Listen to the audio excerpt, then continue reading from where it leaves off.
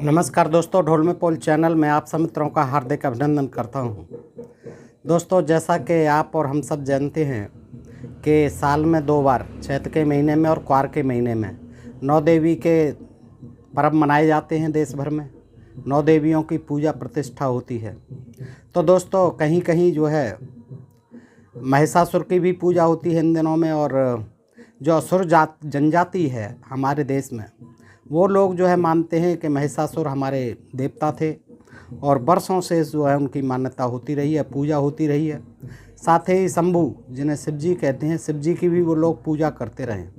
और असुर जनजाति के अलावा अन्य जातियां भी जो है, जनजातियां तथा अहीर और जिन्हें यादव कहते हैं, और कुछ हमारे पाल जिन्हें गडरिया कहते हैं, वो भी लोग जो है, क्योंकि ग्वाले होते हैं, पशुपालन का कार्य करते हैं, तो वो लोग भी महिषासुर को मानते हैं, पूजते हैं, अपना इष्ट मानते हैं दोस्तों।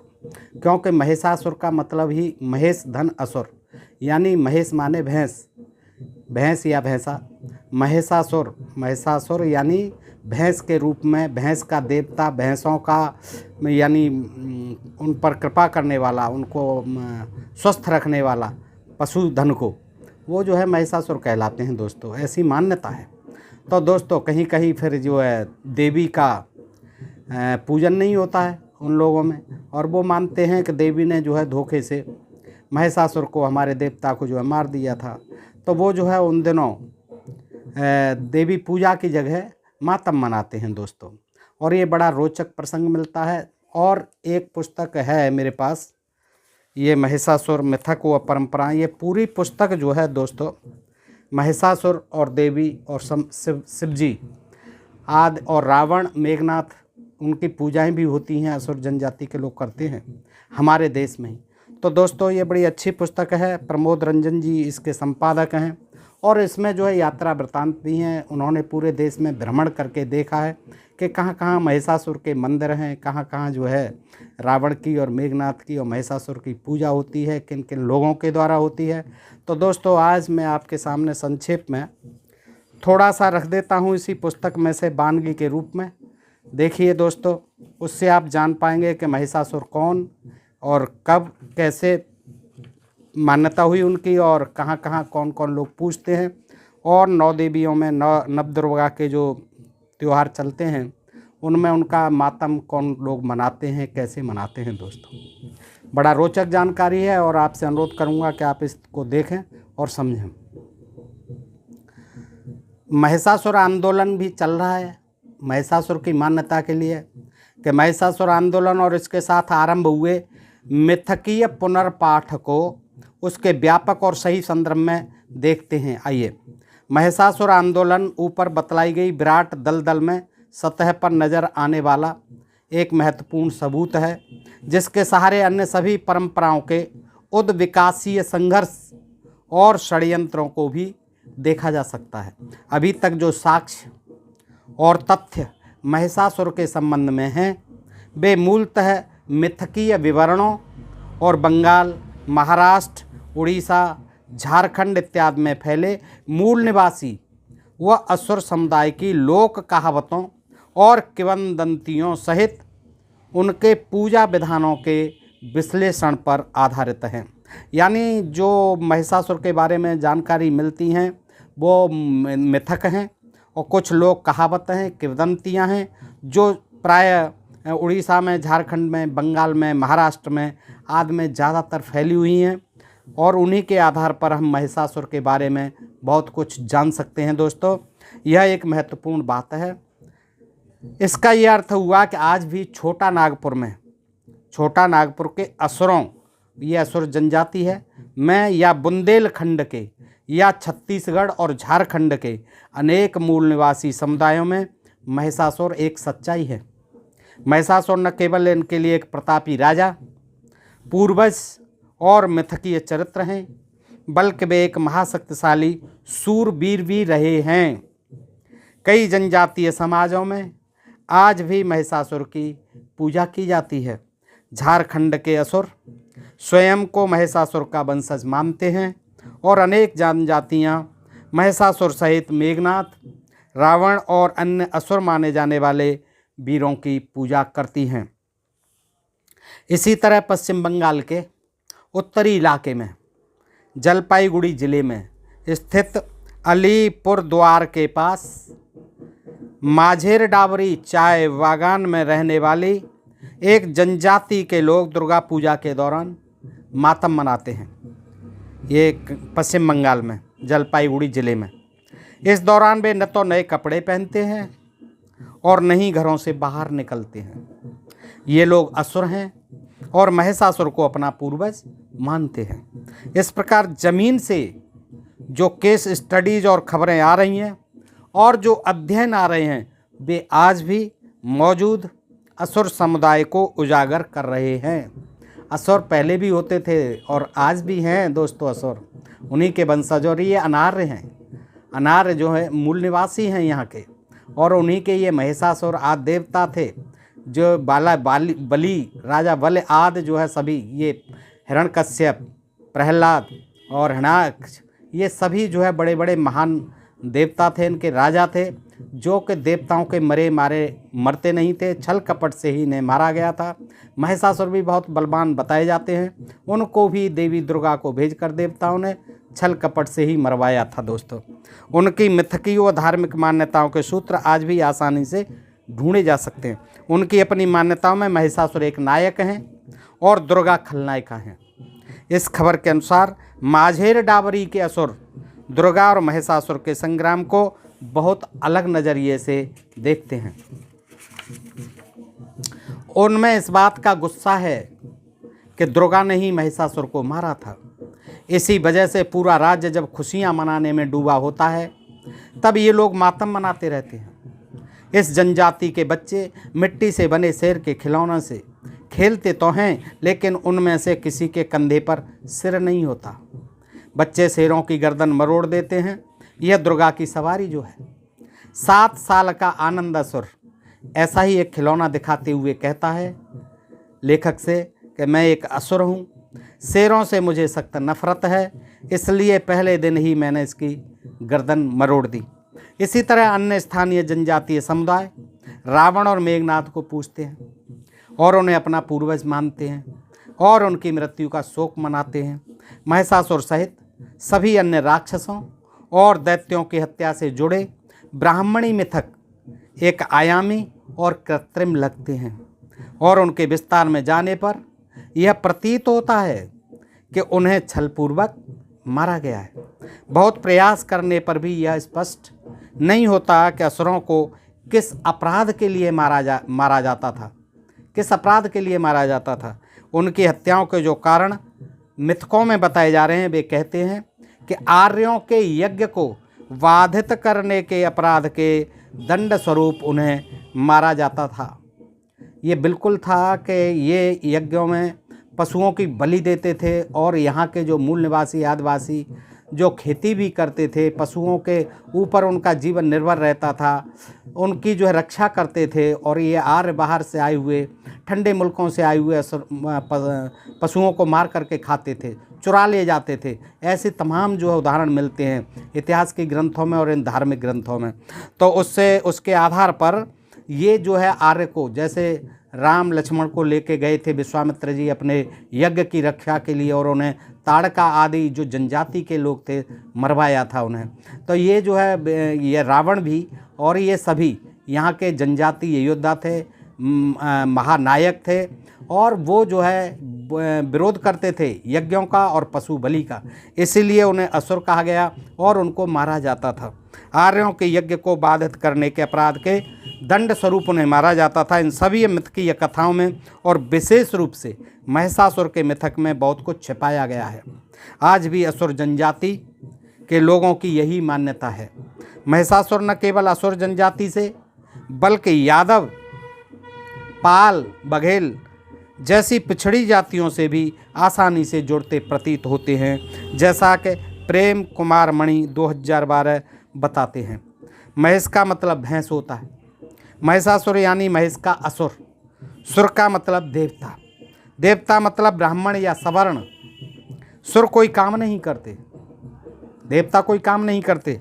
असुर मतलब जो काम करते हैं, जो श्रमिक होते हैं, जो परिश्रम करते हैं, उद्योग करते हैं, जो शिल्पी होते हैं और आज भी हैं अनार्य लोग, मूल निवासी लोग, यही शूद्र लोग, यही असुर लोग जो काम करते हैं, कमा के खाते हैं, और जो काम नहीं करते बैठे बैठे खाते हैं, वो देवता, वो ब्राह्मण, वो आर्य।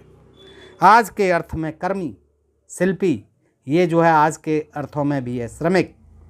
महिषासुर का अर्थ होगा भैंस पालने वाले लोग, अर्थात भैंस पालक, दूध का धंधा करने वाला, ग्वाला। असुर में अहुर, असुर में अहुर, अहुर भी कहा जाता है, ईरान आदि में अहुर कहा जाता है, सा की जगह हा का ही उच्चारण होता है। अहुर और अहुर से अहीर भी बन सकता है। शब्दों के आधार पर यह समानता और असमानता का यह अर्थ अचंभित नहीं करता।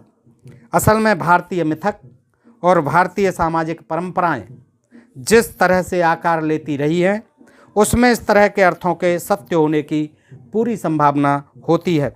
कुछ विद्वान तो आर्य आक्रमण सिद्धांत को आधार बनाकर यह भी सिद्ध करते हैं कि आर्यों का दुर्गा का मिथक भी असल में सुमेरियन मेसोपोटामियन मिथकों से लिया हुआ है।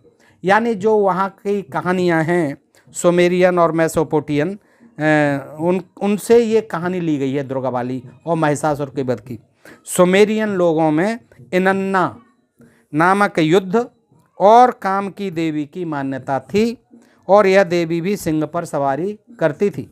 ऐसा माना जाता है किसी देवी ने, इसी देवी के मिथक ने ईरान, सिंधु सभ्यता और बाद में अन्य भारतीय महाद्वीप के मिथकों को आकार दिया। यह भी एक संभावना हो सकती है।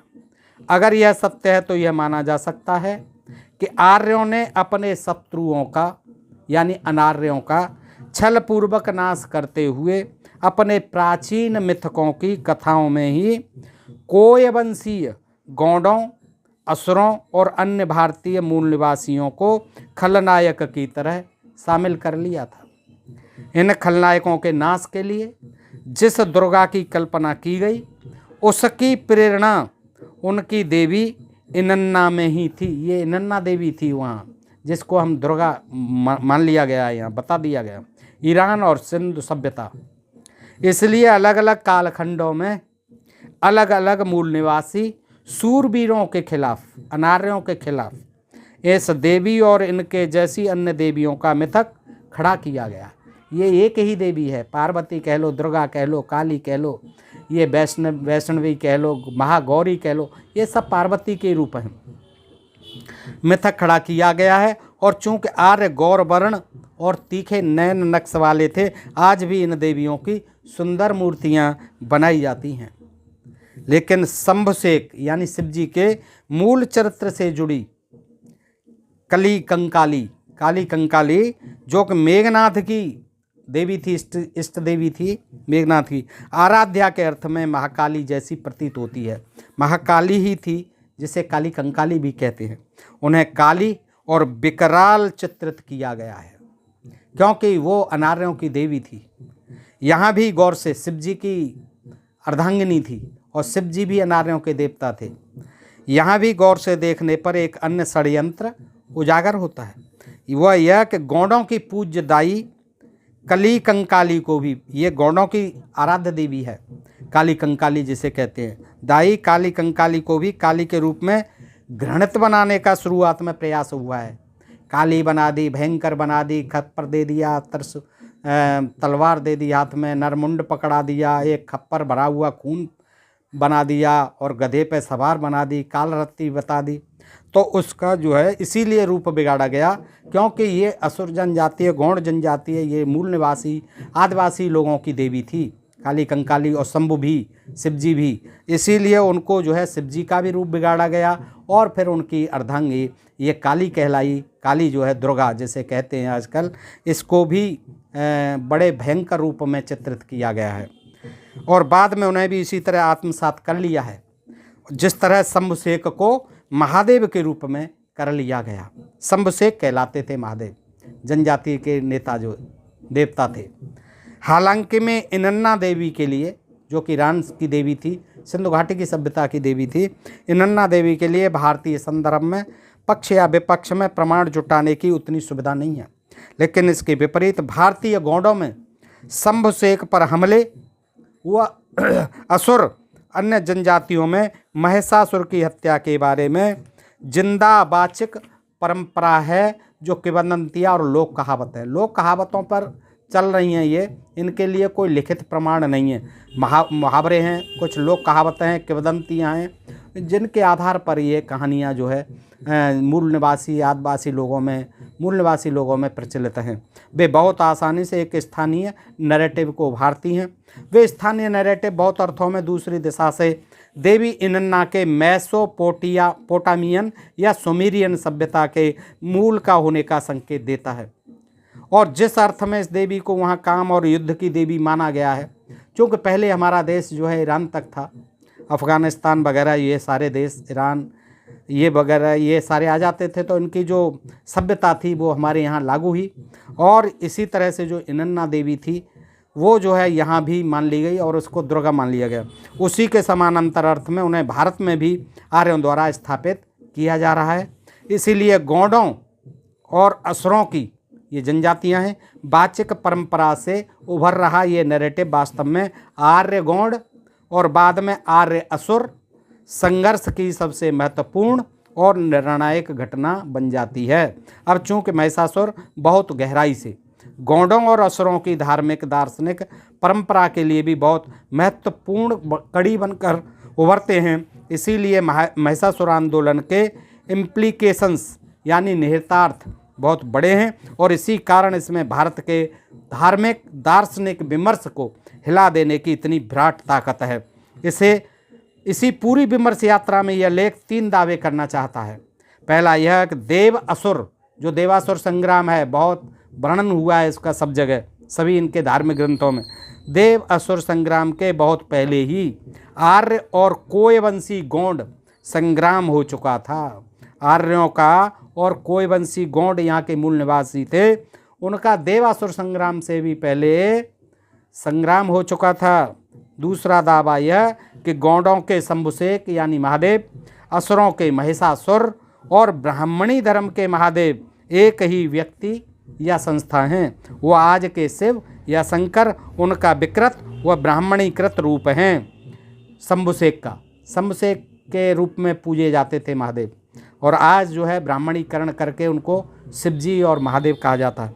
तीसरा दावा यह कि श्रमण दर्शन और कुपार लिंगों का पुनेम दर्शन आपस में जुड़े हुए हैं, और बहुत बाद में गौतम बुद्ध इसी पुनेम दर्शन की आरंभिक प्रवृत्तियों और मान्यताओं पर अपने विस्तृत दर्शन का भवन खड़ा कर रहे हैं। इसी कारण महिषासुर के मिथक सहित शंभुसेक, गौंडी धर्म, असुर, श्रमण, मात्र सत्तात्मक, तांत्रिक या लोकायतिक दर्शनों पर और अधिक गहराई से शोध की आवश्यकता है। यह शोध बहुजन समाज की मूल संरचना और उसके ऐतिहासिक उद्विकास सहित उसके पतन की खोज है, ताकि ब्राह्मणी या आर्य षड्यंत्र को उसकी संपूर्णता में देखा जा सके। बहुत काम होना चाहिए, शोध होना चाहिए किस पर, ये गौंडी जो धर्म था और शंभुसेक के ऊपर, असुरों के ऊपर, श्रमणों के ऊपर, मात्र सत्तात्मक, तांत्रिक और लोकायतिक